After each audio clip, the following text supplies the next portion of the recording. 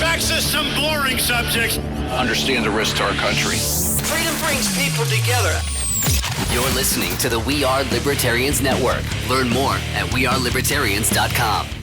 Welcome to We Are Libertarians. My name is Chris Spangle. Thank you so much for joining me. We have a whole cast of characters today. So many people. I know I keep trying to get away from libertarians and they keep showing up in my studio. So we're going to cover the Libertarian Party convention with people who actually went to the convention and still care. And so I'm going to ask them what happened because I didn't pay attention to any of it, and I'm sure you didn't either. So I'm going to ask people who ran for vice president and Paul what happened. So stay tuned here on We Are Libertarians. Warning, this show is for adults, produced by semi-adults.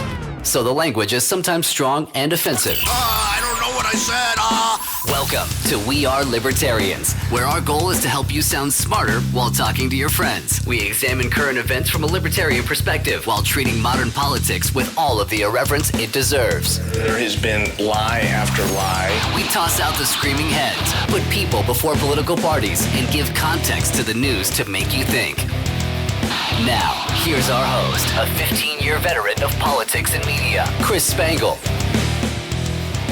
Welcome back. Thank you so much for being here on We Are Libertarians, and we greatly appreciate you joining us. We have a whole cast of characters, like I mentioned.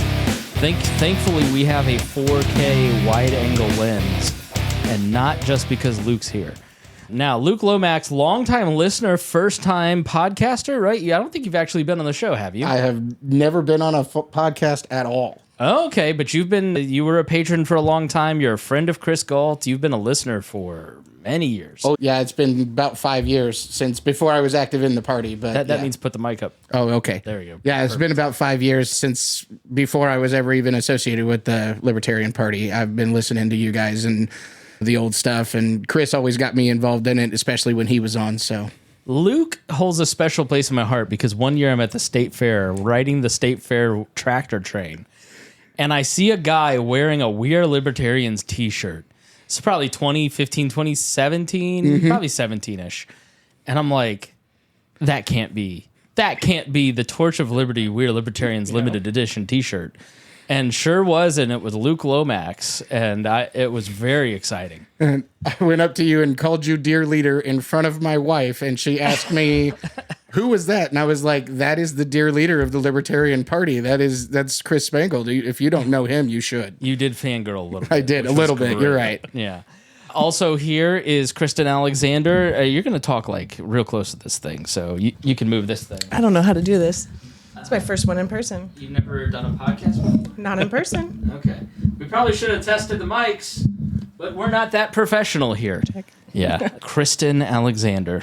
Chris Spangle, what can I do for you? When did you get involved in... You came way after my time in the LP. I got involved in 2018 when Danny Lundy ran in Mooresville. Okay. Not too long ago, but I got Liberty Curious in 2016 with Gary Johnson. Okay. I've been active hardcore since 18. And you somehow ended up running for vice president? I withdrew before I ran, but I was asked to join Chase's campaign so that we could spread our message to the younger generation. We thought that a gay man and a pretty woman might, especially under 40, might bring in some of those apathetic millennial and Gen Z voters, people who are ready for change. Yes, there's a reason she's the barrier. For the diversity. We put her over here on the good camera just so people know there are women libertarians. You're like the third one on the podcast, so it's exciting. And then also here, I know you're tired of hearing that, Paul, producer Paul, how are you today? I'm doing great, Chris. Someone requested that you be on this podcast. Have they been like red flagged? That's a sign of mental health crisis. I think, here, hand the mic to him. It was Adam Neumeier, I think. Yeah. Oh, poor Adam. He doesn't know any better. We're still going to be working on that caucus, Adam. Don't worry. And then also here for the second episode in a row, Reinhold. Hi, hopefully we can hear me now. Oh, you know what we forgot to do is send the link to Hody. Oops. All right, he's sitting there going, where? I thought they were doing this tonight. I'll explain that to Hody. No, he thought it was yesterday. Yeah, he was ready yesterday. Sure, he was chomping at the bit. He's so eager. He was ready to go. No, but I didn't go to the convention this year. I was supposed to. I was going to be a delegate, but the personal issues, I was not able to get out there. So I get the perspective of watching it all on YouTube and all the fun stuff that happened on there that they might not know about. Yeah, I didn't watch any of it. I did end up going and watching the Trump speech just because so many of you in the chat were like, you've got to see this. And it did end up being pretty awesome. I'm very open. My enthusiasm for anything political these days is waning. Anything Libertarian Party. I love you guys. I love hanging out with you. I come to stuff to see my friends, but I hope you win everything. I'm just not going to do anything about it, Paul. And that's a shame, Chris. Your leadership is sorely missed. I know it is. He's only interested when there's a real drama, and I think that it's starting to pique up his interest again with all the drama that's It's happening. not at all. Enough. But I did this because Adam asked nicely. And if we didn't give Reinhold a chance to come on in one episode to talk about Trump getting arrested and then the death of the Mises Caucus in the next episode, I had to have Reinhold here. Are you dehydrated? I've been taking care to make sure that I have replacing bodily fluids as necessary. Okay, good. Electrolytes. I'm sure you were beside yourself with joy. So I don't even know where do we start with the convention. So we're going to recap the convention, talk a little bit about, we're not going to go too in the weeds. You have to remember, because I don't know anything, this audience probably doesn't know much either. We're not talking to people who were at the convention. We're talking to people who are libertarian curious, who are interested in the convention and kind of the behind the scenes of it, but they don't know as much as you guys. So Luke, you're going to have to, in vivid detail, you can't just mention Bruce Majors and expect everybody to know that, right? You got to explain to the people. So if you were to tell the story of the 2024 convention, and any one of you can start, what would the first thing that you'd bring up from this convention that you'd talk about? Luke, go ahead. Hand the mic to Luke. I'll say this was my first convention. Okay. I've been to 3 state party conventions, but this was my first national convention as a delegate. I was invited to Reno, but I couldn't make it out.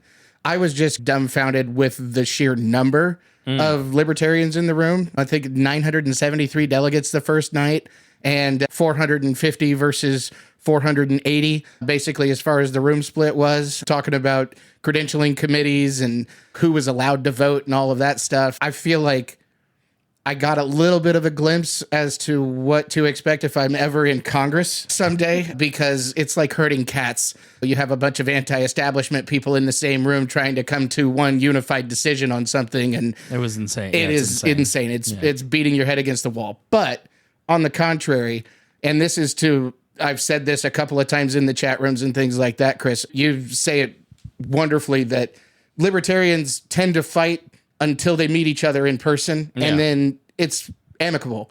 And that was my experience. Going outside for nicotine breaks during the breaks in the convention and stuff like that. I met so many people from so many different states, and it was fantastic. I honestly can't wait to be a delegate again in 2 years, even despite the 15-hour days on Sunday. It was a real experience that I've never had before, and I'm thirsty for it again, to be honest with you. Like, it was a blast. Even despite all of the turmoil and all of the trouble and all of the crap that we had to put up with, it was a blast. Tom asks, where's Harry? Declined to participate. I don't know if he's doing yoga or what. He had something going on tonight, and he just couldn't make it work. And this is not like... I've already tricked him into 2 Libertarian Party events this year. I'm not going to trick him into a third. How many conventions, Paul and Kristen, have you all been to? This was my first one. First one. Pop And my cherry. okay. How about you, Paul? This will be my 4th, Oh, okay. including the equally disastrous 2020 split convention. Okay. Hody Johns joins us. Hody, you don't know this, but we forgot to send you the link. Through the magic of editing, no one knows anything happened. All right, I don't even know where we were. So you were saying 2020 was embarrassing. Joe Bishop Hinchman just told us during the break that it was not embarrassing. What are you talking about? I didn't say it was embarrassing. I said it was a little bit disastrous. And as somebody who sat in the crowd while we dithered an entire day of business away and then several hours the next day deciding whether or not the online portion of the convention was binding I remember and true. that part, yeah. By the end of it, I wanted to bust out my best Bob Knight impression and throw a chair at... I believe my anger was directed at Ken Molman at the moment because he was the one bringing the motions. Ken. Poor Ken. Ken's a nice boy. Here's the thing. So You did the let's way. go reset. All right, I'm going to regain control here. All right, so Luke Lomax, it was your first convention, and you felt the best part was seeing everybody in person and that many people. And the thing that I hear most from the conventions, you tell me if I'm wrong, Kristen, is, wow, I don't feel alone. Yeah. Yeah, absolutely. Good.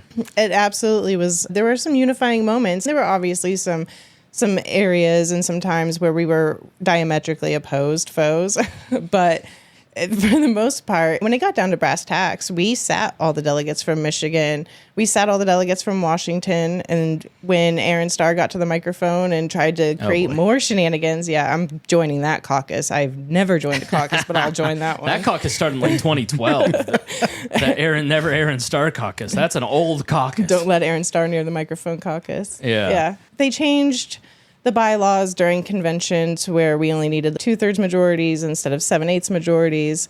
But when it would get down to it and we would do standing votes, we were unified on a lot of things. There's always going to be people who are crazy. We're libertarians. You can't get away from that. Mm-hmm. But I think the majority of people are actually invested in getting the work done. What I was telling Brian Nichols today is you have to understand it's not just libertarians. It's literally every party. It's just the Republicans and Democrats have more money and more people, so you don't notice it as much.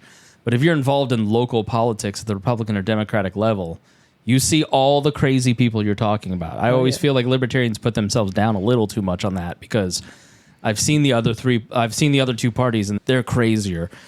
Let's start with Trump. Okay, because I think that's the top line thing. That's the thing that got most. If you were going to really talk to anybody, they'd say, didn't Trump speak at your convention? We set the table a little bit on the Mises Caucus stuff, who and what they are in the previous episode about the Libertarian Party. You can go back and check that out. And by the way, if you're in chat, please leave a comment. We will take your question. Hody, you're just going to have to start talking. It's hard when everybody's in the room and you're not. But we talked a little bit with Hody and Reinhold about why Trump was coming to speak and the Mises Caucus, so I don't feel like we need to rehash a lot of that. What I want to know from you all is what it was like leading up to that. What was the conversation before Trump spoke? So when you get there, is that the thing that everybody was talking about, or was it other stuff? There were certainly a few points during business where delegates got up to the mic to try to move to rescind the invitation and close that event before it could happen. And Angela shut each and every one of those down with Angela McArdle, chair of the National Party, basically said, they gave me full power and I'm going to use it. You can't stop me. Very Palpatine. All of it's already set up, and we're not going to visit that issue, which I'm sorry. As a delegate, you're quashing his rights to even be heard. We certainly dithered a lot more time on more frivolous things during the 3 days we were doing business. Yeah. Luke, what was the talk like? Aside from the guy that tried to rescind the invitation and then got escorted out rather politely, that was it was everybody was just excited about the attention that we were bringing. And that's what most of the people, whether they agreed with Trump or whether they thought Trump was a good candidate or a good president or not, everybody was excited that he was there because there were things like Secret Service setting up metal detectors, and the buzz was all around the room about how they shut down the escalators to that floor so that you couldn't go up and down the escalators because Trump was coming in through the same entrance. Positive or negative? A mix of both, but I would say the majority of it was unfortunately positive. I really felt the energy around it all was much more negative, but that's mostly because I... Settle it. I think it was divided. I think people were upset that it was Trump, but they were happy that we got the platform. And when we all walked into that room and the delegates were sat in the front of the room finally, because we had to push non-delegates back to the back of the room. And there's a thing about that really irritated me, but we all came together. We booed him. We said, well, let's talk about that because it looked like Trump's campaign tried to stack the room.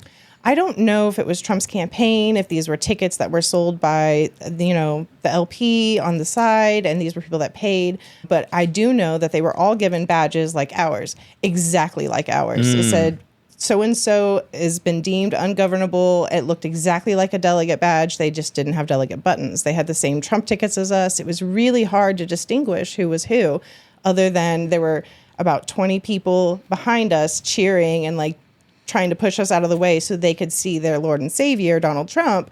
And there was about 80 people in the front of the room. I was sitting next to Chase Oliver and Mike Termont during the shenanigans. I was there when Mike and Angie stood up in protest and walked away after I believe it was about freeing Ross Ulbricht, because we know that he's never going to do that. And he stand up there and said that he's going to. So Angie and Mike stood up in solidarity and walked out on camera. And then even more chaos ensued, where a MAGA hat tried to come up and get into the delegate seating. Star Child, who is a very infamous libertarian, apparently, he's at all of the conventions. You will not miss him. Mm-hmm. He's a good human. I had a really lovely conversation with him. But he and the MAGA hat got into a scuffle over a chair. And that's when Chase and I decided, we're done. We're getting out of this situation. And we went and hung out in Lars Mapstead's room. Was the did you go to the speech? I was not allowed in. I was denied entry. Why? I had my vape in my pocket, and they thought it was a bomb. Okay. Did you go, Paul? Spangle, I can't afford to be arrested in D.C. I chose the route of knowing myself and not getting arrested by the Secret Service. You care too much. Let me just say that. You care too much. You care more than he does. I stood on a chair and I booed loudly. Yeah, so Donald Trump comes and speaks, and he gives a speech that I think was perfectly tailored to the Libertarian Convention.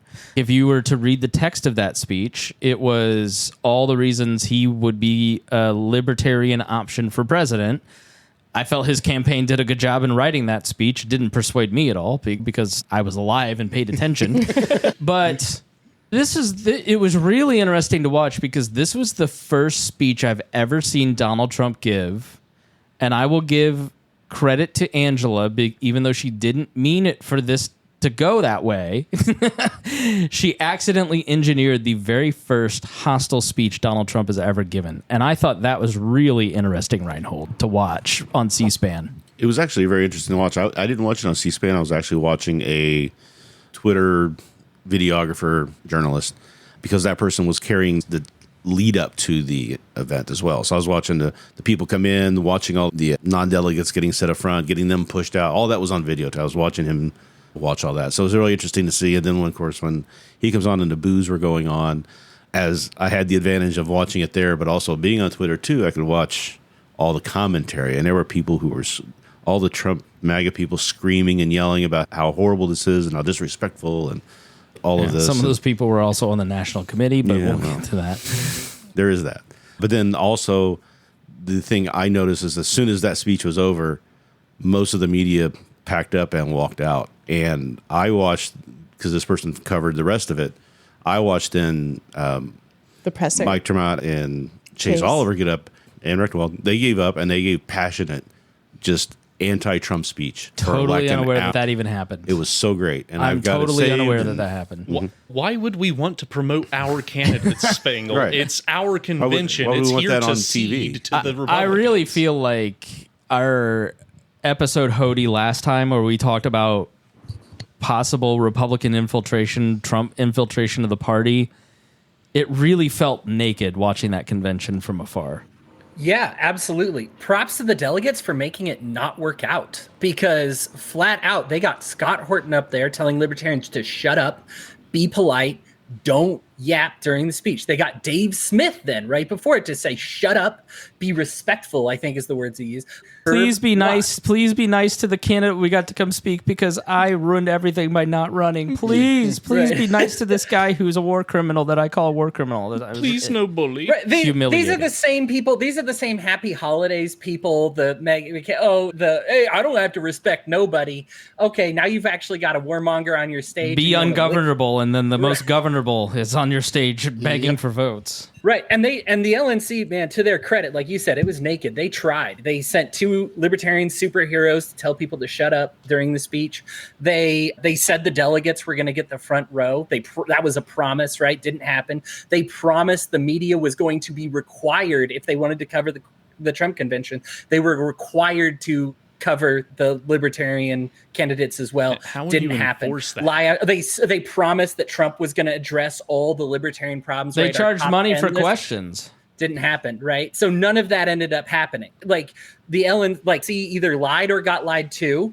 We're talking about Angela versus Trump, so I'll let everybody else decide who's the most trustworthy person in that category. That's a fun way to hash it out. But either way, it worked out as it should have for the Republicans, and all of it, props to the delegates, was sabotage because they said, no, screw you, Dave Smith, screw you, Angela, screw you, Scott Horton. We're going to boo. We're going to let warmongers know what happens when you get on our stage. We're ungovernable. Yep. Yeah, the comment here from Tom Modica is they told libertarians what to do. That doesn't Even TikTok knows you can't do that. I think also it was impressive, going to the point about the delegates, it's impressive that it seemed like Trump got on the defensive a little bit 3/4 of the way through his speech and started making fun of us. No, he defaulted to, if you've been a libertarian as long as I have at this point, when you argue, I spent most of my time arguing with Republicans because I'd come from the Republican Party to the Libertarian Party, and I'm still friends with a lot of Republicans. When you make them mad with a point they can't refute, they default to, well, enjoy getting 3%. Right. Which is what he did, which is how I knew that they actually got to him, the audience did, because he did that 2 or 3 times. What I want to say about that, though, is that's a lot different than I remember from 10 years ago. Because before we had Gary Johnson running, it was not 3%. It was enjoy getting less than 1%. So now we've upped that game when we got Gary Johnson in, and then Joe Jorgensen, and they were both above that 1% range. I think that's good. What's interesting to me is the time that I was in the Libertarian Party was everyone was hell-bent on being respectable and nice, and the people that came along and said that's not how you boldly message then reverted to prags and started telling everyone to be nice and respectful. And I don't totally disagree. I would not have booed. I would have listened or probably not gone. I wouldn't have made that choice. I'm just not that guy. But I got the sense that the booing was not for Trump as much as it was like a vocal middle finger to Angela for making this choice to begin with. What do you all think? Kristen? Being in that room, it was for Trump. Was it? It was for Trump. And you could tell that immediately when his music started to play and he came out, and you know how he always does his little dance, and he didn't. He absolutely didn't. And you could see the gears turning in his head. I've never been so close to him, and I never want to be again. It was gross. But like you could see it. He was not going to walk to that. He couldn't compute talking to an audience that didn't love him. Mm-hmm. Yeah, he was probably having a self-dialogue in the back of his head, like, I thought my team was supposed to stack this room full of my supporters. Yeah. Why are these people booing me right now? You could tell he genuinely hated it. Chuck Moulton said, joke's on him, we'd love to get 3%. Yeah. And the other thing, too, is he did, 15, 20 minutes max? Yeah. And It was turned a around, short walked speech. off. He goes out to these other ones, he's going for an hour and a half. He wanted off that stage quick. He went from orange to red, Joe Bishop Henchman says. The Toasty Posty says the 3% line was gold. It got right under his skin. Joe also says, happens a lot. People are big and mean online, and when they actually confront someone in power, they turn into kitty cats, amateurs. Talking more about the leadership. I think if you're looking at it, Dave, Angela, Michael Heiss, some of these people get a lot of attention because they're at the top of that Twitter pyramid, right? They're loud. And they're loud, yeah. But if you're looking at the convention makeup, like how would you break it down? Like how would you categorize people, right? And I'm not just saying by caucus, but if you were to describe the crowd ideologically, how do you think you'd break that down to me? Just going over the numbers for myself afterwards, I would say it was about 50-50 for most things. In terms of what? Mises and the Everyone various else? people that don't vote Mises, yeah. Okay. Yeah, I think there was an even divide, but it's obvious that there's people from the Republican Party that came to libertarianism. There's people from the Democratic Party that came to libertarianism. And then there's also people that have just always been libertarians and say, screw you to the government and I don't want any part of it. And those people had a voice too. It's just like with the general election nationwide is you've got that middle 10% that is the deciding factor. And that's what we saw play out because you have 300 on one side, 300 on the other side, and you've got 150 or so in the middle that they're the deciding votes, and it's who's caucusing with who and who's in the same region as whom and who's got partnerships and backroom deals and whatever. But So it sounds absolutely identical to back in the day when I was part of the pragmatic takeover of 2012. the more things change, the Nothing's more they changed. stay the It's same. exactly the same. It's the radicals versus the pragmatics, Yeah. and then they morphed into the prags, and So- then Mises and all that. Yeah, but at the end of the day, when we did nominations, we were all very unified that RFK and Donald Trump are not libertarian candidates. Yeah. Donald Trump got, 6 write-in votes, and Yeah. RFK picked up a few because he actually got his signatures in to get our Yep. nomination, which I was 19 total votes. And Yeah. at the very least, we know that we're all anti-war. We know that we're not going to fall for the same BS of the old parties. We're tired of that. Yep. We're all Yeah, I was surprised by the low Donald Trump numbers, the low RFK Jr. numbers, because I felt like watching the media leading up to it or the social media chatter around it, it felt, man, there's a lot more people willing to vote for Trump and RFK than I thought. And that wasn't the case in the delegates. I never thought No, it the- would be the case. Because So I Hold was on. watching. Don't talk over a woman. Apologize to her. I don't think that was ever the case. I never saw Donald Trump or RFK getting our nomination. I talked to a lot of libertarians one-on-one. I don't listen to the social media. We know that the media is going to spin things however they want, whatever's going to get them the most views. They're not going to tell the truth if they don't have to. But when you talk to real libertarians who've been in this party for 5, 10 years, 20 years, we know that we're not going to fall for establishment BS. Would you say that a lot of people will say the Mises caucus, as if it's a Borg, Yeah. love Donald Trump, are going to vote for Donald Trump? How did that ring? I would to say you? that's inaccurate. Okay. I Tell us absolutely more. would. I hate the caucus wars. I hate people labeling the Mises caucus under one giant umbrella of bigotry and hate, because there are people in the Mises caucus that are bigots, that are hateful, who are part of programs. Clint Russell, he's part of a really scary program that I had never heard of until the convention. And I was like, oh, wow, definitely not getting my vote, aside from the fact that I'm running against him. There's a lot of good people in Indiana. We had, I think, probably 10 people in our delegation who identify as Mises or Mises adjacent, and they voted their principles. They did also do the right thing, and they did not know to Chase Oliver, even though they disagreed with him. We had 2 abstentions in our delegation because they know that the party is more important than anything else. And I would argue that the no to vote, and we'll get to the presidential race here in a second, but I would argue the no to vote seemed from afar to be more about an anti-Mike Termott sentiment and his deal with Chase than even it was like a vote against Chase. It did seem like people were maybe a little upset that principles got... It's the game of politics, though. It's a convention, and Yeah. people who've never been to a convention were surprised that convention activities happen. But you shook your head that no, it was more about no, never Chase. I'm voting for no ballot access in 30 places, 30 states. And I think Reinhold can speak to this a bit more, but there was a plan by the Mises organizers to NOTA immediately amend the bylaws so that they could take another bite at the apple and try to elevate Clint Russell from vice chair candidate to presidential candidate. Vice presidential. Yeah. It's good. Yep, that was the plan. I was told that by one of the Mises higher ups. But I was also They were shaken. proud of it.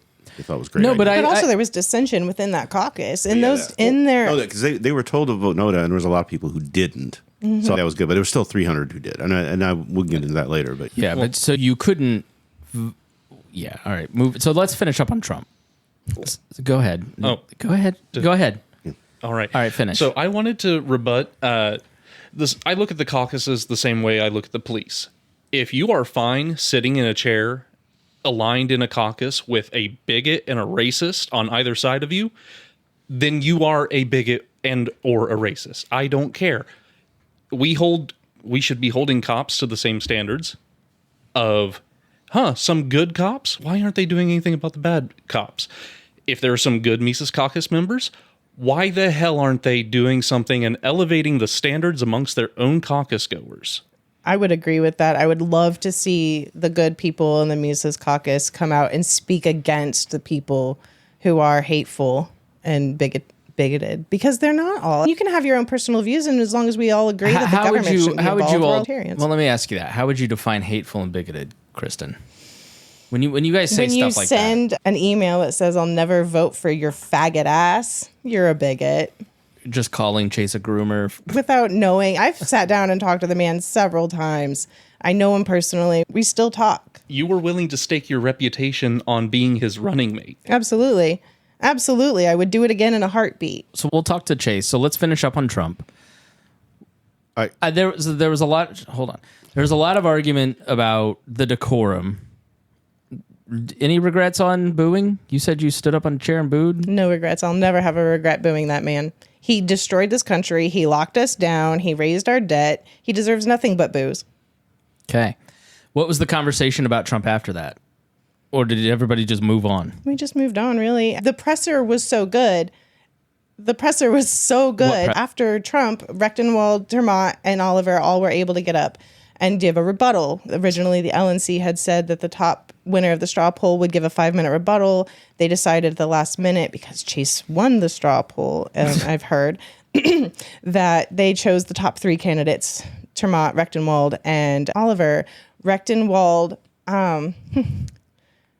may have ingested a mushroom gummy before he stood on stage. Some candidates were more able to stand than others. And Rechtenwald left the stage. Explain this to me. What happened? Because he's admitted it, so it's not allegedly. No. He said he apologized for it, but Michael Rechtenwald there were 2 Mises caucus candidates. There was Joshua Smith and Michael Rechtenwald, and they split the vote, which is why I always thought Chase would probably carry the day, or Lars, someone who was self-financing to a great degree, self-funding with a lot of money. Usually he's been working hard for 2 years on it and going to a lot of places, and in conventions, it's what on Twitter now about the conversation around the candidate. It never, it's the same with Joe.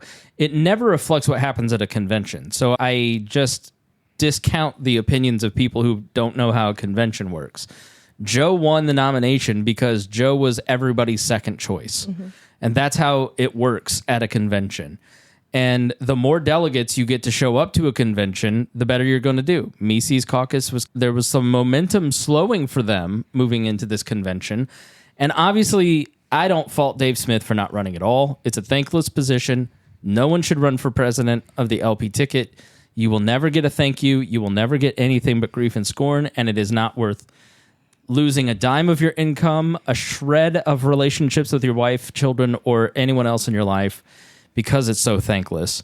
So I will never fault him for putting his family first at all. But when he admits this now, when he decided to not run, it left a vacuum. And Angela, I had not heard this before until yesterday's live stream of Angela. Amash decided not to run this year because Dave Smith had declared that he was going to and had told Amash that he would. Imagine if Justin Amash was the nominee today.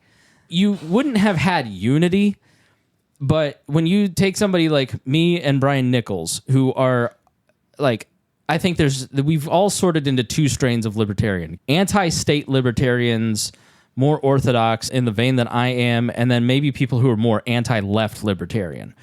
And they are anti-state, but they prioritize the culture wars and being anti-left more than they might the state. And eventually, you have to watch yourself before you end up becoming a pro-state because it hurts the left. Brian Nichols and I were talking yesterday, and it's, for Mosh, it'd be a no-brainer for us. If it's Michael Rechtenwald, I'm going to go, no, he's a joke. Well, I'll hold my nose. It's Chase. Oh, okay. I'm not going to vote for it. Dave declared too early and didn't have his ducks in a row, which is just a huge sign of inexperience, which is exactly what I said to you on your show. Go and listen to the episode. You didn't humiliate me. I had a lot of valid points, and you made all the errors I warned you against. But pride goeth before the fall. I would also say that the same thing could have been said for Spike, because from what I understand, Spike also decided not to run for president this year because Dave had said he was going to, and Spike was going to support that. Spike also sat it out. And Spike would have also been a unity candidate. Absolutely. Imagine if it was a Mosh Spike this year. Oh, my goodness. How many more percentage? I mean, it'd be 5-10% maybe. Yep. We need 5%. Joe 5% Bishop 's the Henchman, a longtime person. The mean, nasty candidate has never won the presidential nomination, but someone tries that strategy every 4 years, and Joe's exactly right. Yeah. Because like Joe, like me, there are a lot of candidates who are delegates who go to the convention. I don't think Joe went this year, but I didn't. But people who have gone for a long time, they're always yearning for Harry Brown to return. Yep. From the grave. It's Jacob Hornberger, basically. Jacob was the mean, nasty candidate 4 years ago. Well, and he was tried it again this year. too. Yeah, he's a dick. And that never works out. And I don't think Rechtenwald was nasty at all, but he just never could get it together, right? And Joshua Smith has too much personal bad blood, I think, within his own caucus. Yep. Jacob Hornberger was a nothing burger. And so that kind of Lars, Mike Termott, I don't know that they were all that inspiring. And then you've got Chase going to all these conventions, whipping delegates. Eventually that math leads you to go, maybe he's everybody's second choice. Mm-hmm. And so he's going to come in fairly strong, and he did. How many ballots were there until Chase got nominated? 7. I can't remember, Reinhold. Hody, maybe you know. It was 5 for Joe, I believe. 5, okay. I think it was 2 for Gary with Austin Peterson. Yeah, they said that they weren't going to give him the first ballot. That's the only reason Gary took second, I think. Yeah, it was literally like, yeah, you're a Republican, we've got to make you earn it a little. And there's a little drama why it took 7 instead of 6, because it should have been 6 ballots, but there was I think Chase missed it by 4 votes, because in the middle of the voting, that's when the announcement came that Mike Termott would join with Chase. Yeah, so take this, and Hody, you weigh in too, because I bet you know a lot of this story. One of the controversies is Mike Termott was this guy who was running for president, and he gets eliminated. And this happens a lot. In most of the conventions I went to, there was a unity candidate. The only one where there wasn't a unity situation where it was with Gary Johnson and Bill Weld. And Gary Johnson told the delegates, I will not run if Bill Weld's not my nominee. And everybody wanted Austin Peterson to slot in and be the vice presidential candidate, and he said, I absolutely refuse the nomination if that's the case.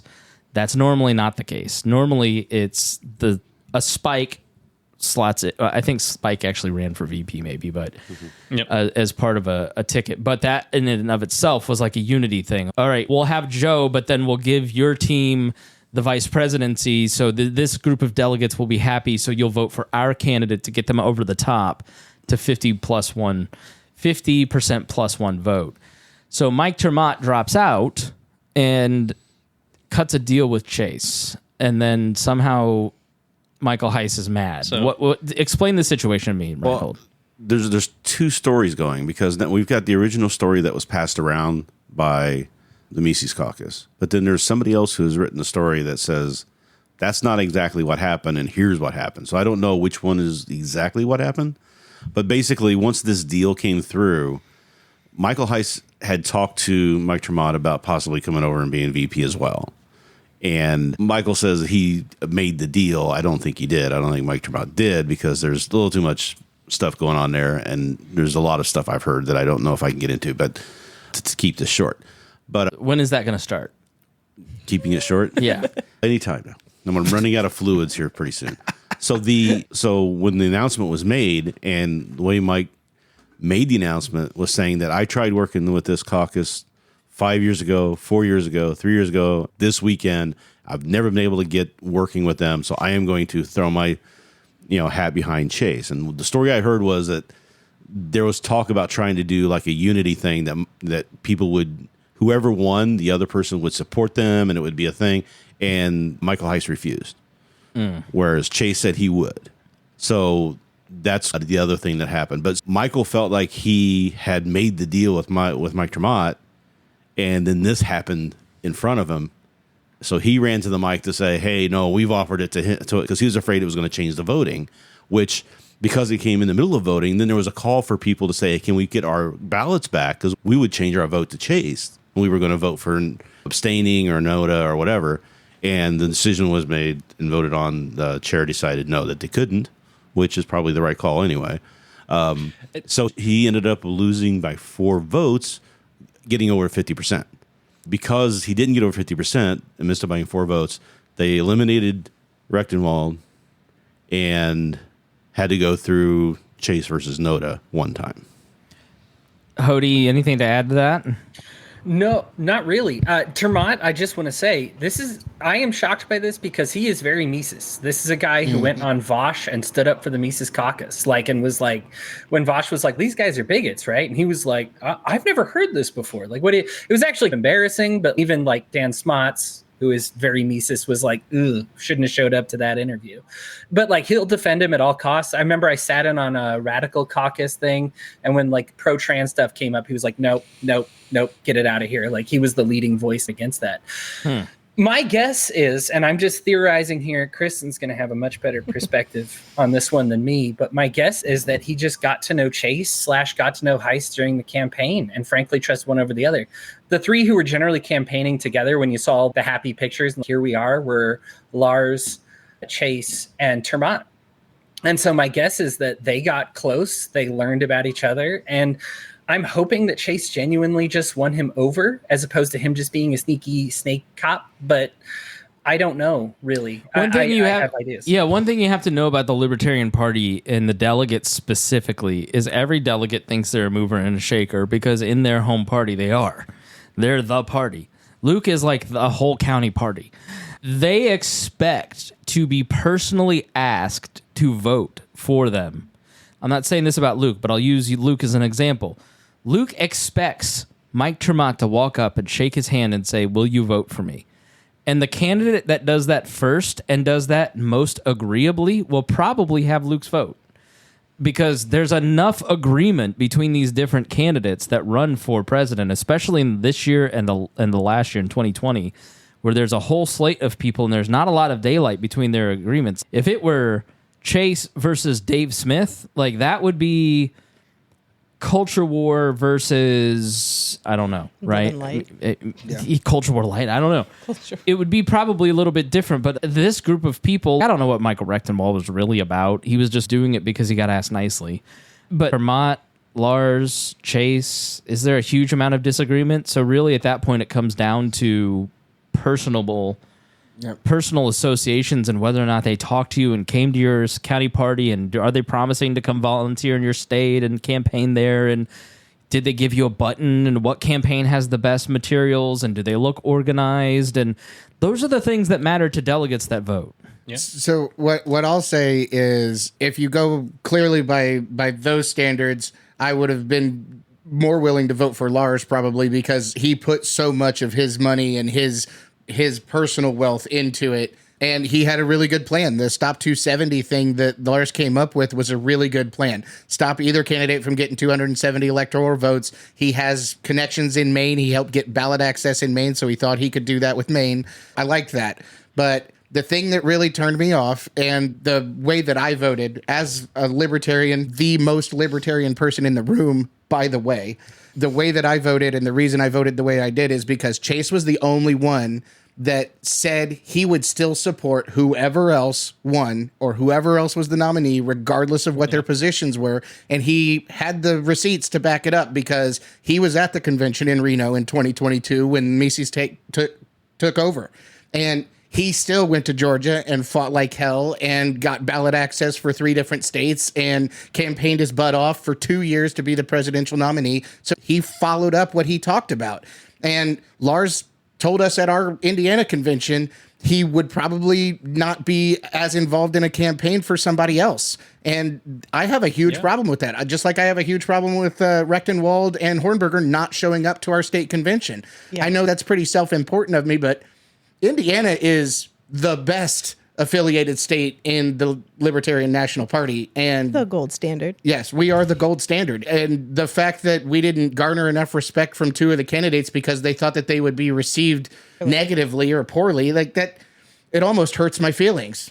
And so I think Twitter libertarians, you need to listen to this, because the way that a Libertarian Party delegate makes a decision is not about ideology. It is about the functions of the party, Kristen. You are the vice chair of the state of Indiana's Libertarian Party. Mm-hmm. You care about the growth of the party. Absolutely. And you see the presidential nomination as the chief marketing officer of the party for the only time your friends and family are going to care. Yeah. And so the things he just talked about are way more important than a stance on whatever Ben Shapiro's talking about that day. That's not as important to a delegate. As far as what Ben Shapiro's talking about, yeah, I'd say that's not really very important to Libertarian delegates. But so the Libertarian candidates, they are so ideologically similar. In the Fed, taxation is theft. We have our points. What sold me on Chase was I went to Ohio for the regional conference in 2023, and Chase and Mike Tremont were both there. And Chase said, I will storm the debate stage. If they try to keep me out, I will get arrested for our right to be represented.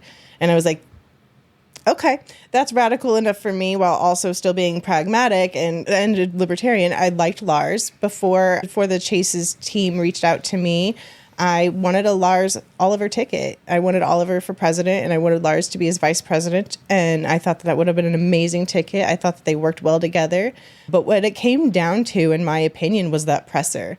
When Rechtenwald stumbled off the stage and left Chase and Mike up there by themselves, and they started volleying these questions, and it was beautiful. It was symbiotic, and I'm not going to lie, even at that point, still being the presumptive vice presidential pick for Chase, I saw the writing on the wall. They work together very well. They're like brothers.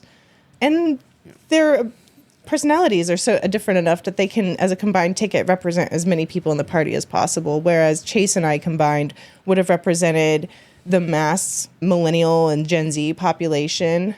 And I think that Mike and Chase will do wonderful things in November, as long as Mike can bring it. He's got to get that energy up a little bit so he can reach those younger people. I have to agree that presser was actually very impressive once Rector walked away. Because the Ronald Rump. They were literally bounced like it was a tag team. They were bouncing back and forth. And at one point it was saying, somebody asked a question and Chase answered it really great, a lot of energy. And the mic comes up and says, and I agree with him too. And he said, I couldn't have said it better. It was, they were asking about Trump or something like that. And he's, no, we both don't like Trump. And he came up and said, I agree with him. He couldn't have said it better. And that's what happens when you come and look at this. As libertarians, we will fight between ourselves about little things. But if you come after us as a group, we're going to be united as a front. And that, the way he spoke, the way they both spoke with that much energy was awesome. And it just galls me that hardly anybody was watching it. Yeah, I'm super mad C-SPAN left before that. Yeah, just go to a couple comments. Chuck Moulton, longtime libertarian, says it is pretty common for presidential candidates to get to know each other and like each other over a campaign, traveling to lots of state conventions. And that happens on the campaign trail in other races, too. Like when I was managing gubernatorial races, you'd hang out at the debates and you'd go, they're not that bad. Joe Bishop Hinchman says, I'll always remember sitting at a state convention doing work on my laptop or something. Joe's the former chair of the LNC. Watching as a delegate was pitched by each of the three candidates for state chair. The delegate said the same thing to each one. I'm sorry, I'm voting for your opponent. One candidate said, he's terrible, here's why. One candidate says, you're dumb, I hate you. The third said, I respect that and thank you for your work for the party. I talked to her after, and she was actually undecided because of that. Yep. You treat your delegates with respect and like real people instead of a dollar that you have to spirit away into your pockets. I have to say, the thing that damaged Lars's prospects with me the most was the fact that, and I spoke to Larry in front of a table, and both of them said essentially, we're probably not going to be as keen as supporting. And Larry was outright in saying that he wouldn't accept the nomination as vice president should somebody other than Lars win. And that's a deal breaker for me. Yep. Larry doesn't need to do it. I understand that, but it's a matter of principle. It's a matter of being a team player when I'm trying to build a party, as opposed to it honestly, and I'm not going to say that this is their motivation on either case, but it feels like you're in it for me. I'm running for myself and my ego. Yeah. My name ID, that was my future. That was the feeling that I got. I was so offended for you when Larry came over and started talking to our delegation. Larry Sharp, by the way, for those of you that don't know, the podcast host, radio host, whatever, guy in New York. Larry came over and started talking to our 39 delegates while Kristen was still a presumptive nominee for vice president for Chase about how we should all change our votes from Chase to Lars so that Larry could be the vice president. And he was doing it right in front of Kristen. The blatant disrespect. It was like, oh my gosh, man. And I'm vice chair of the delegation at that point. Right. Evan was away, so I have to control the situation, and I let Larry go on. I let him to his pit, because as you should. He's was it just hubris? But then I said to Larry, leave Indiana when he had said 15 times, I counted it 15 times, Chase can't win. Chase can't win. Yeah. And I was like, None of them can win. Yeah. Right? It's a marketing operation. I really feel like Chase and I could have won. I do. I agree with you. But yeah, no, it's off-putting. It's not good for the party. Oh, God, I love pudding. Is it dinner? I'm not off-putting yet. Lee Jared Evans says Dave Smith for president. He also says, very cool that Chase Oliver is against the genocide in the Middle East.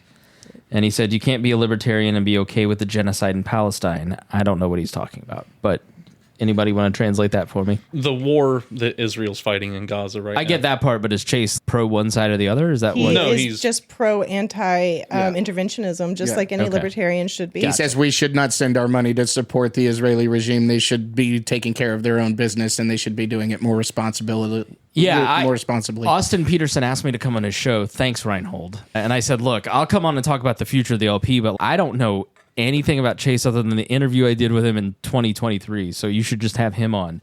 Let's talk about Lee says Chase is anti-war. How hard is that to understand? Look, I'm busy. I have been up since 4:30 this morning. It's 7:40 in the evening, and I have been working every moment since, and I'm tired. Hody, how would you describe the reaction online to the nomination of Chase Oliver? 99.9% positive, unless you're in a libertarian circle, and then it was about 50-50. Okay. So this is one of those things where libertarians need to realize the size of the pond that we are playing in. The world is very excited about Chase Oliver. This is somebody who I think not only is going to rack up actual percentage points, which, by the way, Mises meetings, they were even talking about, even with Rechtenwald, we're not going to hit a full percent because Kennedy's running, Trump's running. This is a guy who's actually not only going to give you the full percentage point, but actually make people who are starving for options.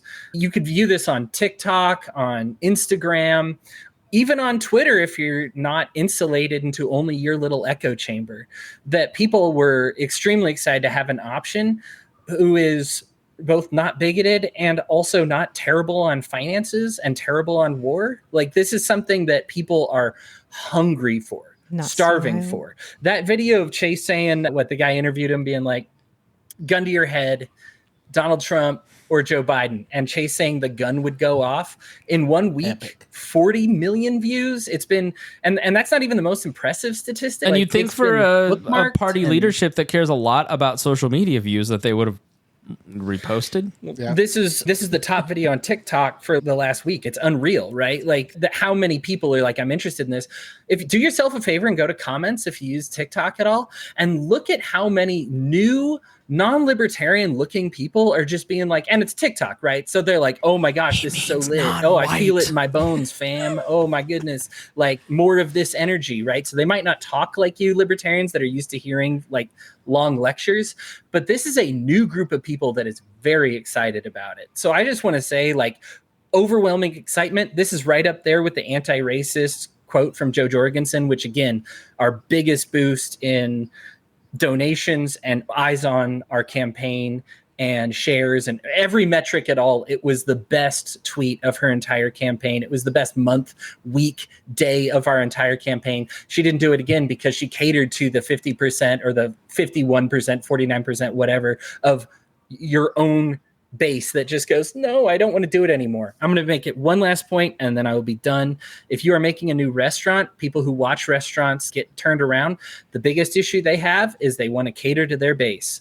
And they just say, these are my customers. They've named the roaches in here. I can't just force them out by getting rid of the roaches. They love the roaches. They love overdone cheeseburgers. If I change the cheeseburgers, they're going to leave. Yeah, you're going to lose some people who are probably going to vote for Trump anyway. Oh no, boo-hoo, lots of tears. Look what we stand to gain. I'm actually really excited about it, and the world is really excited about it. The media has been extremely positive outside of your favorite podcaster. I don't remember what I was going to say. Let's go to the comments. Joe, nomination success of Larry's running mates from 2016, 2020, and 2024, Kristen, 0%. Success of Kristen's running mates, 100%. So you're up on Larry already. That's a good feeling. Yeah. Galt says, lay off Spangle. During the convention, he interviewed 17 IndyCar drivers, then produced, recorded, edited, and posted all of this in a single day. That's right. I was busy doing important things. Lee Jared Evans says, Mises F this up. I blame Dave Smith. Chase Oliver is fine, but Dave Smith would have been better. He's had plenty of shots. I think about 12 shots to get this right. Okay. And all right. Let's calm down. I would say that, yeah, the funny thing is Dave is obviously a gifted communicator and would have done he does a good job on Joe Rogan and in these other places communicating it. You told me, Luke, there are a lot of people at this convention that are there because of him.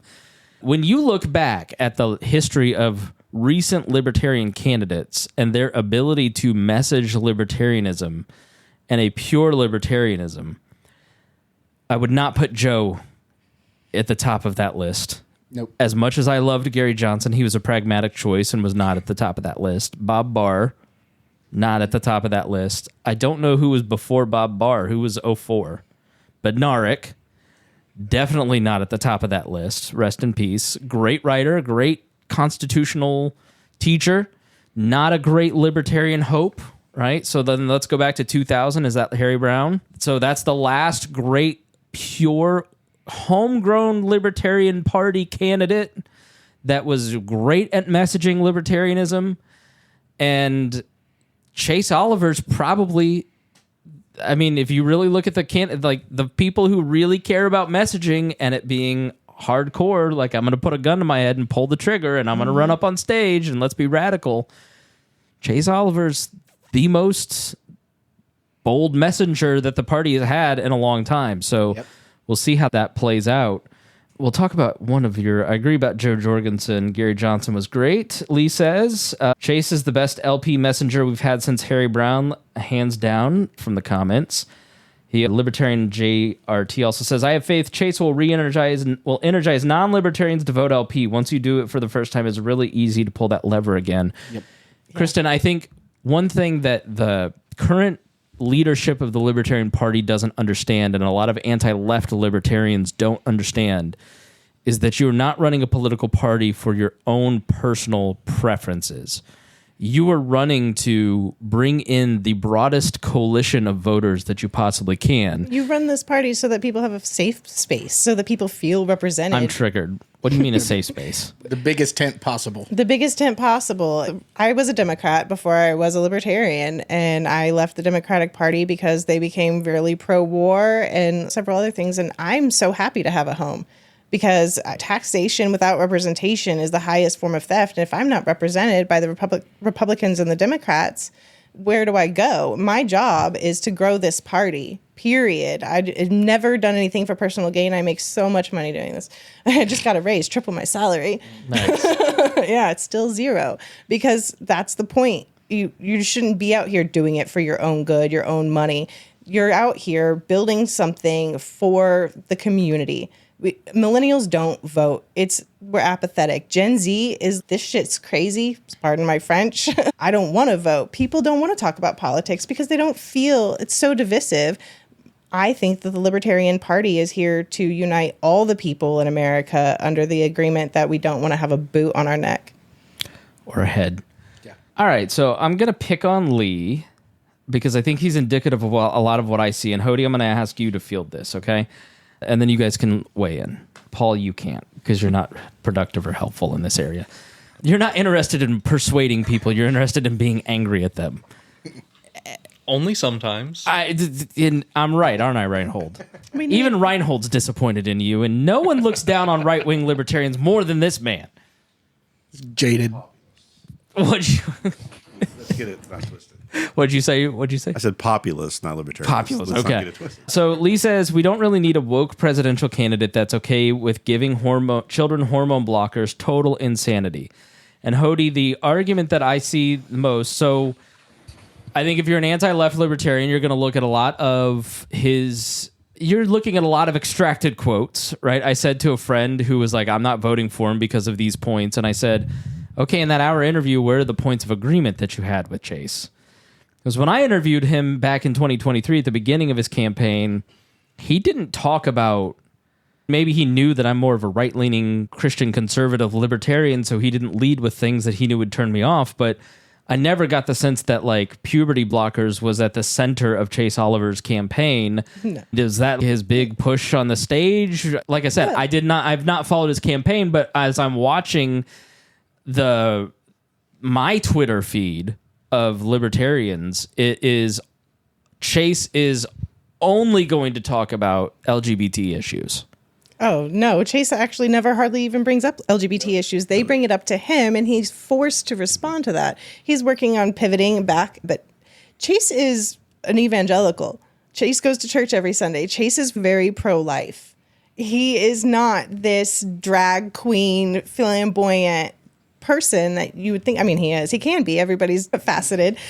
But no, Chase is he came to the Libertarian Party as anti-war. He's anti-state. He would just love to spread peace, love, and liberty, which he stole from me in my campaign in 22. I guarantee it. Mm-hmm. And is that like your live, laugh, love? It is my live, laugh, love because you can do it in emojis. So, Hody, what do you? Are you finished? No, go ahead. Okay, Hody, what do you think? Yeah, tough love time. If you're a single issue voter, politics is rough, right? Like you have your candidate set for you, and if this is your big issue, you have a guy who did nothing about it while he was in office, but he's at least sharing your values vocally. And so you've got your guy, probably. Nobody else is on your side. I want you to vote for Chase because of a myriad of things. And I can try to change your mind on this issue, of course. Like, my hope is that we will reach out to some of these disaffected right-wing libertarians and be like, hey, listen, I understand why you're concerned about it. I love these kids. Maybe, I've interviewed somebody who went through a transition, who regrets it, who felt pressured into it, who did not get the screening they should have gotten from doctors. These people do not deserve to be dismissed. And unfortunately, left libertarians own this. You need to own this. Do not dismiss these people's experiences. They are real. They exist. Do not dare say, oh, that's just right-wing conserva media conspiracy, whatever, have it. They exist. You can talk to them. They are available to speak to. At the same time, talk to somebody else who was denied the blockers, who has committed self-harm, who regrets it for the rest of their lives, who is stuck because they were permitted or not permitted based on a government overlord or an authoritarian overlord. What we need is more conversation about this. I worked at a hospital. 99% plus of the abortions that we did, while I'm doing IVs, EKGs, and I'm watching every one of these patients, if they had one person in their life who would not judge them or hate them for the decision that they were going to make, it would immediately pull out and just say, I have somebody who would support me. 60% of abortions are by evangelical girls who don't think their family's going to support them.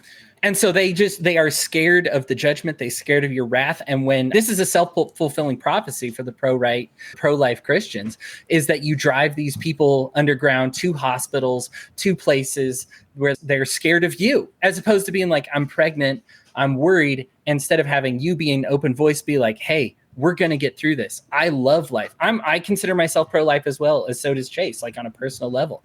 I consider it a tragedy when these things happen. Not only did I deal with the women going through this in these clinics, but I dealt with them in our psych ward as well.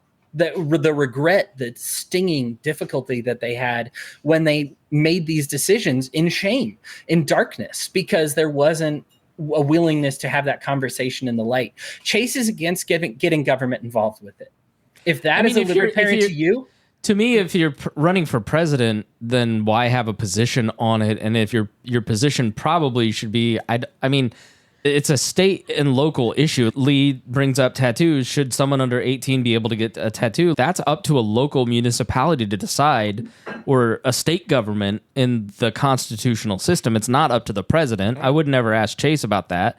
I do think the vast majority of the country agrees with Lee here. I don't think you should be able to transition unless you're under 18. But I also would retort like, over 18. Thank you. This is an issue on Twitter. This is not an issue to people who are not able to pay rent right now because of inflation. It is not an issue to people. So that's where I look at it and go, the people who are pro-Trump libertarians are just beating him up, trying to drive down his stock because they want to demoralize you and not supporting him. So let me push back just a little bit, though, Chris. Okay. Because this is somebody's whole life we're talking about. It may be few, but as a party that wants individualism and rejects collectivism, we say your life matters.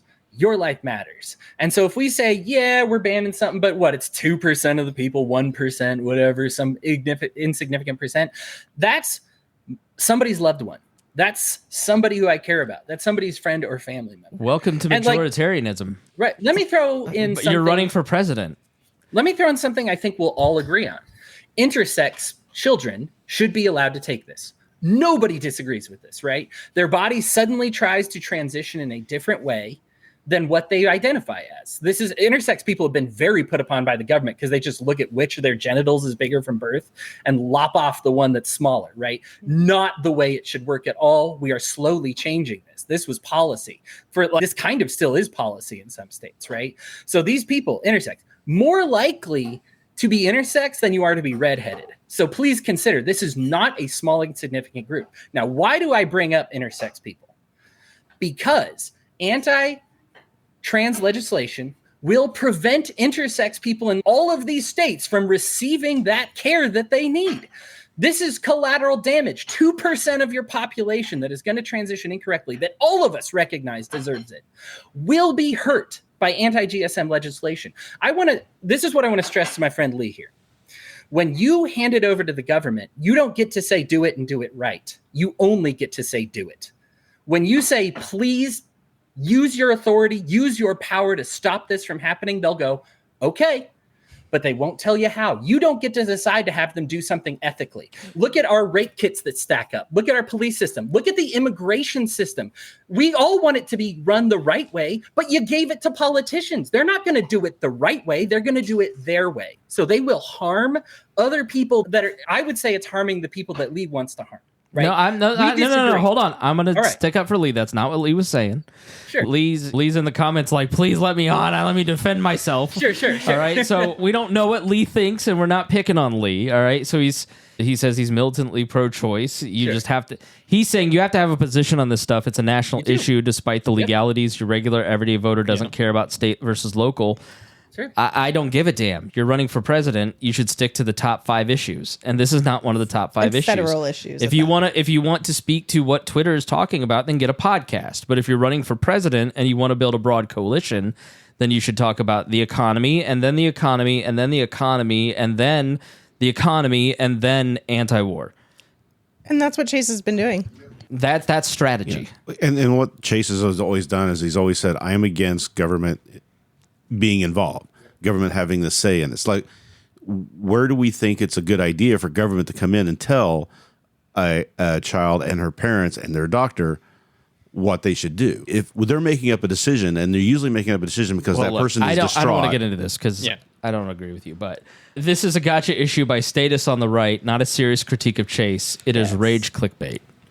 Exactly. Yep, pretty much. I do think we can all agree on that. Yeah, we could get into trans debates and what people can do with their body, but if your position as the Libertarian presidential candidate is the state should not be involved, that's a pretty universally broad answer that everybody can go, all right.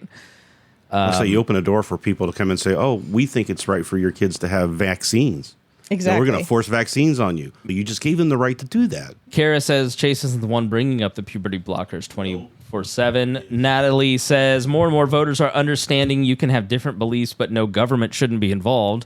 Yep. Exactly. That is hitting the nail on the head. Culturally, in this room, we can all agree on that, even if we hold different positions on what we would do. That's right. Even people not in this party, Gen Z, I know Danny Lundy's kid, Jay, he said Chase's message is really resonating with people who just feel like, I do not want to vote the exact same ticket that I voted 4 years ago. And I think if you are looking at it from a purely pragmatic point of building a broad coalition of voters, even if you are one of these anti-LGBT guys, the culture's against you, and that's what you're wailing against. Why wouldn't you want to open the door to as many of those people with a candidate that may not agree with you on these issues, but does speak to the culture and introduces them to anti-war stances and end the Fed and other issues that you care about? Why wouldn't you find common ground and work towards okay, we're going to set aside some of these issues and we can have those debates, but okay, let's talk to people like Gen Z. You know why? Youth. Why? Because we're libertarians. No. Because we're contrarians. We fight. A lot of these guys are, there's a very real pipeline. I've watched it because guys that I came into the party with back in the Ron Paul Revolution, Ron Paul Republican to Libertarian Party to Anti-Libertarian Party to APA to Orthodox Christian to all of a sudden I'm a Nazi now. There's like a weird pipeline that has gone on that has made people more conservative in a very anti-liberal way. And I don't think that it's just as easy as we're libertarians, we have disagreeable personalities. I think a lot of these guys have evolved to become more conservative and have been formed by people who are not necessarily healthy or liberal or thoughtful. And because people who are attracted to Ron Paul in the 2000s are, like me, are attracted to a little bit of extremism. Yeah. Right? I'm always going to be a little deviated from the norm in terms of politics. A little dusting of Killdozer. It's Killdozer Day, and we all celebrate in this room to varying degrees. There's always going to be that spark in every libertarian soul of outrageousness. And I think for a lot of these guys, because the culture in the last 20 years has flipped from going to a pride parade is countercultural to not going to the pride parade and saying it sucks is countercultural, right? I think that countercultural... The rebellion. The rebellion of it, what's the T word, the trans, that I can never think of it right off the top of my head. Transgressive? Transgressive is the word I'm looking for, where it's, I'm going to find the norm that you like and then fight against it, right? I think that really speaks to a lot of folks. Let's get a couple more comments here before we start to wrap up. We got to talk about the chair and the chair's race real quick. Lee says, I'm fine with the government regulations. I'm not a libertarian. We need some regulations. Respect all your viewpoints, though. Very well said by everyone. Keep it up. Joe says, top issues universally are economy, inflation, jobs. Ours also add immigration, corruption. These also add healthcare, climate, environment. This is a wedge issue invented in D.C. to prop up ours. Kara says, the Chase campaign and states haven't been able to keep up with all the people contacting because they're so excited about his run. It's younger people in real life, not bots on Twitter. Kara's a former staffer for the LP. She was the political director. Natalie says, Chase appeals to millennials, which is the largest part of the working class right now. Millennials want their gay friends to be able to protect their pot plants with guns. She also says, it's getting them to believe the vote matters more here than for an R and a D. And then Lee being a fool. I thought you were leaving, you silly boy. All right, my man, my best friend, my main man, Mark Rutherford, did not win the chair's race against Angela McArdle. She got reelected for 2 more years? Mm-hmm. 2 more. Okay, Mark Rutherford, important mentor in my life, important, honorable, wonderful man. You're going to hear all kinds of crazy things about how he's a puppet of someone, and I can tell you that's absolutely verifiably false.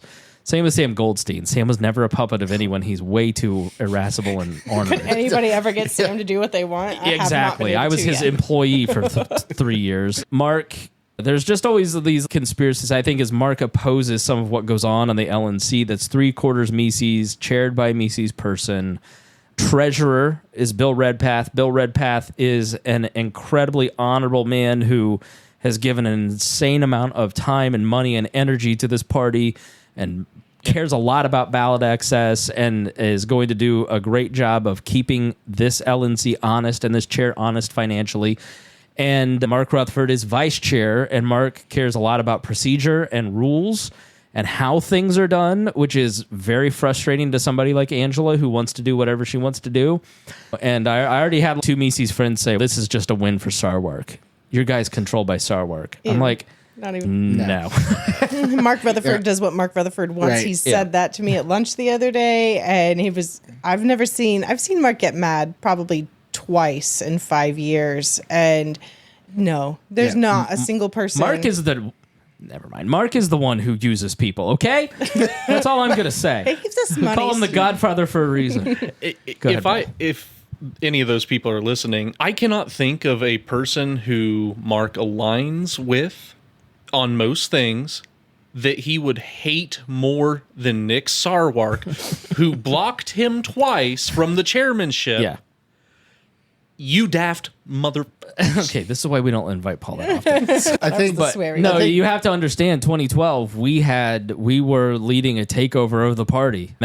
I was writing campaign. I was writing the office plan. If you were in 2010 or 2012 and saw the office plan for the LNC, that was written by me when Wayne Allen Root was running for chair. Mark Rutherford, it was 2010 in St. Louis, and then that's the year that Wayne ran for that, and then 2012 in Vegas is when Mark ran for chair. And Mark was going to win, and for no good goddamn reason, Nick Sarwark nominated Noda. Mm-hmm. And Mark lost by 1 vote because I love Joe, but one of our delegates went to her room because she didn't think we were voting. And it cost that, and Nick cost him the chairmanship. So I don't.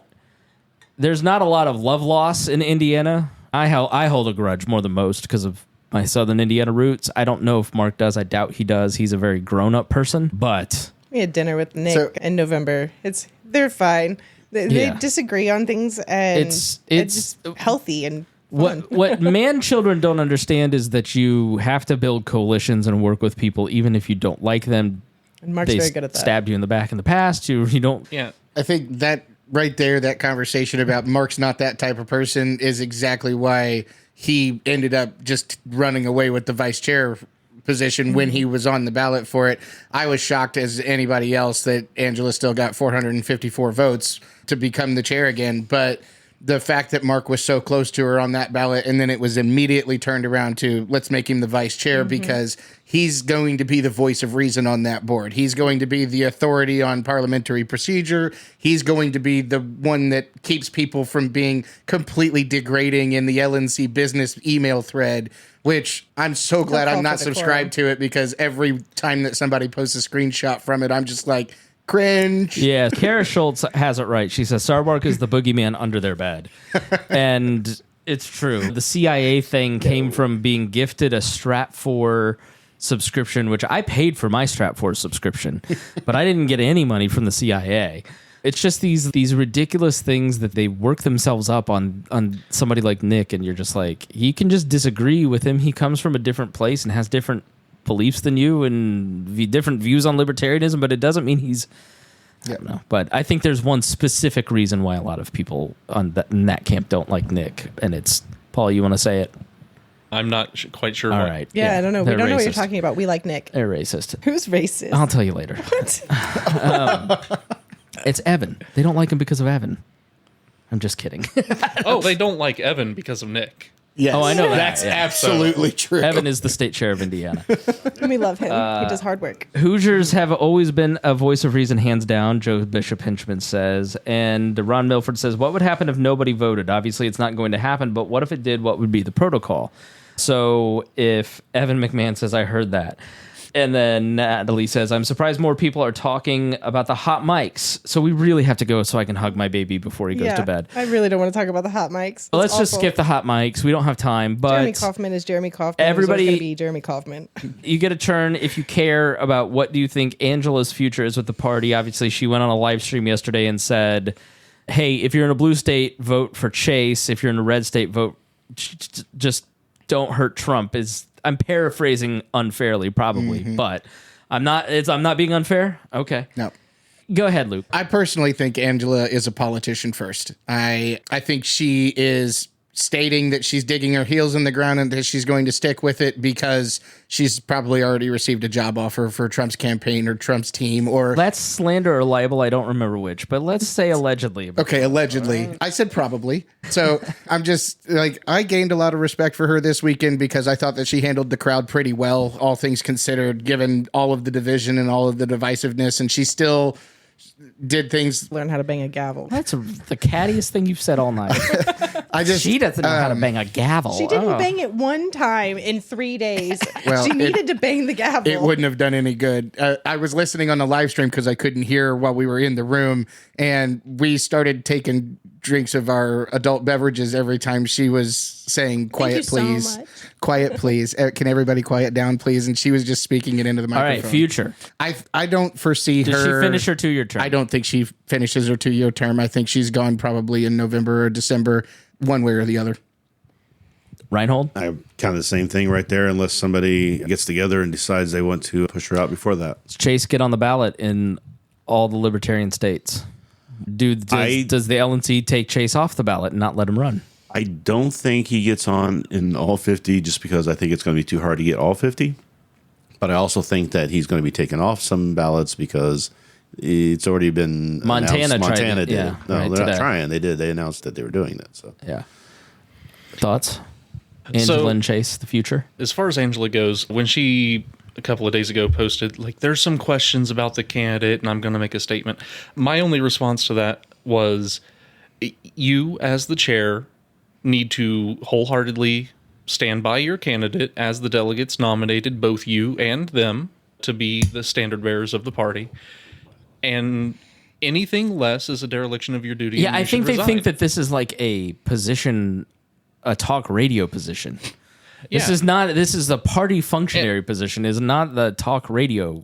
You're doing live streams. Just make a phone call and raise some money. But Sarwark, to evoke his name again, got a lot of controversy when he basically said that the chair should stick by their candidate no matter who it was. And somebody, what if the delegates chose Hitler? Then his Sarwarkian answer was essentially, if you cannot be a chair for that candidate, then you do what you need to. And everyone's, he says he would support Hitler. No, he was politely and poetically saying he wouldn't be the chair of a party that would nominate Hitler. Yeah. So if you can't be the chair of a party that nominated Chase, tenure your resignation. Nobody's keeping you here. You're not bound to it. Kristen? Angela's not going to give up. She is a woman in power where women haven't been in power a lot. If I was her, I wouldn't give up. If it was me up there and I was being crapped on by half my delegation, I would absolutely dig my heels in even harder. However, I would love to see her represent everybody. She is the chair of the Libertarian Party. She is all of our voices. She can't pick and choose winners like the old parties. I would absolutely love to see her be respectful to all the members and step forward and bring unity to the party. I don't see her going anywhere. I don't think that if anybody tries to vacate the chair, whether they have standing or not, we are known as the party of infighting and chaos. Let's just keep it professional, in my opinion. Indiana was an amazing delegation. We had 39 people opposing views within our party, but all of our balloting was done accurately and quickly. We all stayed on the floor for the most part. They communicated with Evan and I when they needed to get up. We were able to swap our alternates in and out. For us in our delegation, convention went really smoothly. And I think that if Angela will put aside her personal feelings, and if people, I'm just not a hateful person. I don't go online and talk hatefulness. I've gone online and I've said that this is embarrassing and unprofessional. And I think that our leadership should be nothing but professional, and they should not let their personal feelings get in the way. I don't let my personal feelings get in the way when I'm running Indiana. Yep. Kara Schultz says Montana doesn't own their ballot line. They just need 5,000 signatures. So you could hire ballot They'll access have ballot people access for Chase. And then Chuck Moulton says the national chair telling people to vote for Trump against the party nominated candidate should be an immediate disqualification from the office. If it isn't cause for removal, I don't know what is. So Hody, take us out. Give us your final thoughts. What are your predictions for Angela, Chase, and the next few weeks? Final thoughts on everything. I'm with Kristen on Angela. I think she'll stay. I think people underestimate the Mises Caucus. They're like, they're defeated. They'll go away. They crop up. The thing is paleo-libertarianism has been tried and it keeps cycling back, and you're going to see it again. Even if the Mises Caucus goes full belly up, we are going to be dealing with this again within our lifetimes. Even if they go completely belly up and Chase dismantles them. Let's hear final thoughts. Rechtenwald doomed himself, not just the gummy. Anybody who worked in his campaign, I actually am on a show with somebody who worked on his campaign, lying, problem, immediate problem. And we're talking allegedly. Not allegedly. In fact, in court, actually. This actually Hody happened in says court. allegedly. The Chris Spangle show does not. It says allegedly, Hody. I have Chris things to Spangle lose. says, okay, allegedly, he went to court and had to admit the truth about his social media account, laughing about kids killing themselves on his old college campus. He lied about getting fired. Again, allegedly. Whatever we want to say. Allegedly to all this stuff, right? About his social media, who controlled it, about his interactions with Joshua Smith. Just had a problem with it. And even the people on his campaign would just say, I believe that they believed that somebody else was giving him bad advice. Hody, I feel like I can talk to you. Michael Rechtenwald, the biggest moment of the convention, meaning the biggest moment of his campaign, takes a gummy and gets high and is too incapacitated to perform in that moment. Yeah. That tells me that is someone who subconsciously or consciously blows that moment up because he knows people are counting on him and then doesn't want to take the personal blame, so he blames the gummy. But he didn't want to do this. He couldn't do it. And there may be a deeper issue at work here that hopefully he can work on, that because it really feels like there's a bit of that's a level of self-sabotage that's very concerning on a human level for this man, to be honest. Yeah, there's a character issue here. And my hope is that Rechtenwald stays and becomes more libertarian. The lie, again, allegedly lied about the trans shooters 4 in a row or whatever. His whole campaign, look at that tweet from him. And his campaign is like, dude, delete this. This is a lie. This is a Daily Wire lie. You need to delete this. He didn't do it. He had some, either he himself or somebody else pulling the strings. And here's the thing about libertarians. They don't like puppets.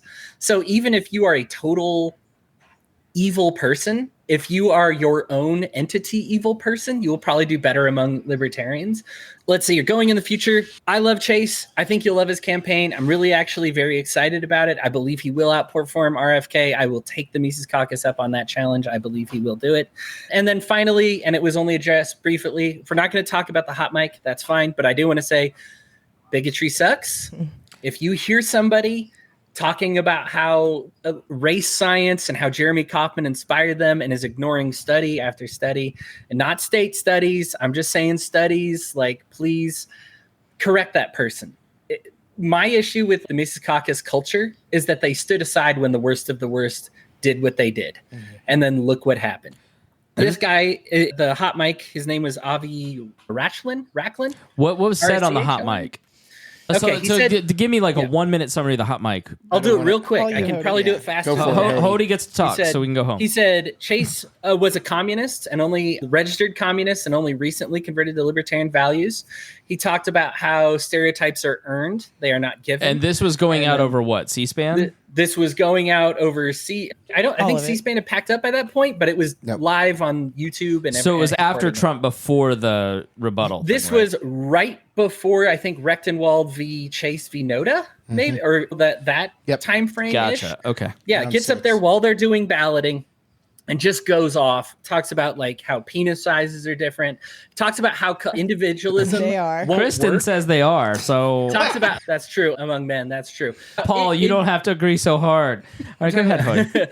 Individualism won't work in America, that we need collectivism until we have a single culture, because multiculturalism won't work. Terrible, awful, debunked, terrible. Even if you believe all the bigoted stuff, just Chase being a communist until recently is very ironic when you're supporting Rechtenwald, who in 2020 was a literal Marxist, right? Called himself that. So just gets up, says a bunch of lies, says a bunch of bigoted stuff. And what happens is when people hear it, finally, they go, hey, can we cut the mics here? As opposed to, dude, you need to stop. Now, I understand it was very loud on the floor. However, enough people heard it and it was insulated that something should have been said. This is the problem when you have a culture. And this will be my very final thought. This will come back to bite you, Mises Caucus. You might have thought the Happy Holidays thing and all the stuff LPNH was doing was very funny. And that this guy, Avi Rachlin, who even off of this moment likes to use the N-word, is recorded doing it publicly, talked about how women can be assaulted if they are wearing the wrong clothes. No joke. This is all part of his persona. Okay. You do nothing about these people. It comes back to bite not just you, but libertarianism. Why didn't Defend the Guard pass in New Hampshire? Because the guy who had to sign it said, oh, who's associated with it? It's the Happy Holidays people? Not signing it. Listen, politicians should do the right thing regardless of who offends their feelings, but they're politicians. You as libertarians should know they are looking for an excuse to take your freedoms. You're the people who tell me this. You don't have Defend the Garden in New Hampshire because you are jackasses. And you did nothing to stop the jackassery when you saw it. You might have thought it was funny. You might say, I personally agree, disagree. Ultimately, it doesn't benefit liberty. When you let these people in, they will use an excuse to dismiss libertarianism. And libertarians, please clean up your culture. If you see cancer, kill cancer. Chase Oliver 2024. Thank you so much for having me on the show. To Hody's point on that. To Hody's point on that. You're free to do and say as you like. You are not free from the consequences of those words and actions. Nor are we free to associate with you. Absolutely. I will be waiting for the good Mises people to step up. A lot of, I'll make myself comfortable. There have been, I think